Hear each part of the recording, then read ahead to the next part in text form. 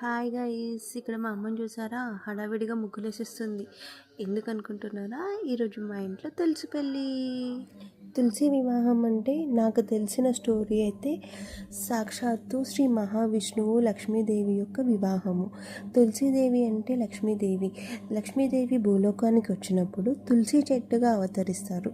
శ్రీ మహావిష్ణువు ఏమో శాలగ్రామము అంటే శిలారూపమును ధరించి కార్తీక మాసంలో పున్నమ ముందు వచ్చే ద్వాదశి నాడు వీళ్ళిద్దరి వివాహము జరుగుతుంది. దాన్నే తులసి పెళ్ళి, తులసి వివాహము అంటారు. ఇది చేయడం వల్ల దీంతో పాటు అన్ని శుభకార్యాలు స్టార్ట్ అవుతాయి. ఇది చేయడం వల్ల ఇంట్లో శాంతి, సంపద, ఆరోగ్యము కలుగుతాయని చాలా నమ్మకం. మేమైతే చాలా మంచిగా తులసి పెళ్ళి సెలబ్రేట్ చేసుకున్నాం. ఇంతకు మీకు తులసి పెళ్ళి ఉందా? ఉంటే కామెంట్ చేయండి. జగడపు చనవుల జాజర సగినల మంచపు